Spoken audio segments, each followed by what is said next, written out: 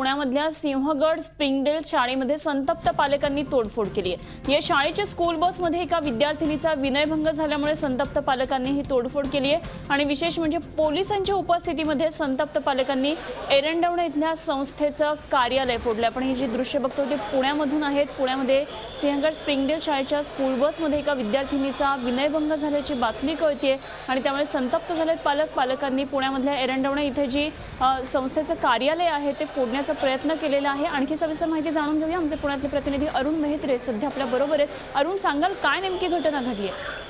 अनुपमा एका म्हणजे mini KG मध्ये शिकणारी एक छोटी मुलगी जी होती तिच्या सोबत हा प्रकार शुक्रवारी घडला। या शुक्रवारी घडल्यानंतर त्या मुलीने तिच्या आईला हा प्रकार सांगितला।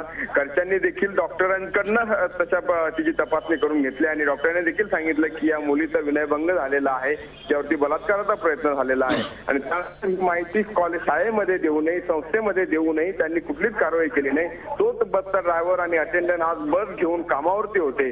सकाळपासून पालक या शाळेच्या प्रिमायसेस मध्ये जमलेले होते, मात्र संस्थेचे जे संस्था चालक आहे मारुती नवले ते काही बाहेर त्यांना भेटायला यायला तयार नव्हते। अखेर त्यावेळी ते जेव्हा बाहेर आले म्हणजे 2-3 तास पालक बाहेर थांबून होते, ते ज्यावेळी बाहेर आले त्यावेळी पालकांनी त्यांना काय या संदर्भात कारवाई केली असं विचारलं तर ते कारवाई करू आणि त्याचे केवळ आश्वासन देत होते आणि या प्रकारामुळे संतप्त झालेल्या पालकांनी अखेर संस्थेचं जे कार्यालय आहे त्या ठिकाणी तोडफोड केली। संस्थेचे जे संस्था चालक आहेत मारुती नवले त्यांना देखील त्यांनी त्या ठिकाणी धक्काबुक्की केली आणि प्रचंड गोंधळ त्या ठिकाणी झाला। पोलीस देखील त्या ठिकाणी उपस्थित होते, मात्र हे सगळं कंट्रोल ते करू शकले नाही।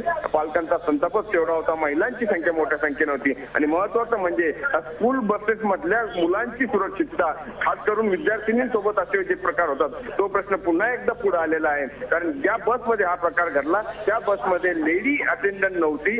वेळोवेळी या शाळेला सांगून देखील ते या संदर्भातली कार्यवाही काही करत नाही आणि म्हणून हा संताप या ठिकाणी त्याचं समर्थन या ठिकाणी होताना दिसतंय। बरोबर आहे अरुण, धन्यवाद दिलेल्या सगळ्या सविस्तर माहितीविषयी। अरुण मेहत्रे आमचे पुण्यातले प्रतिनिधी आपल्या बरोबर होते। मात्र पुन्हा एकदा विद्यार्थिनींच्या सुरक्षेचा प्रश्न आणि स्कूल बसमध्ये एवढ्या लहान मुलीवर अशा प्रकारे विनयभंग होणं निश्चितच पालक संतप्त आहेत आणि त्याचीच ही सगळी परिणिती पुण्यामधल्या सिंहगड स्प्रिंगडेल शाळेचं जे कार्यालय आहे एरंडवण्याचं ते फोडण्याचा प्रयत्न या सगळ्या पालकांनी केला। मारुती नवले जे संस्थेचे अध्यक्ष आहेत सर्वेसर्वा ते लवकर भेटायला आले नाहीत, काय नेमकी कारवाई झाली ते सांगायला पुढे आले नाहीत, त्यामुळे पालक आणखी संतप्त झालेले दिसले।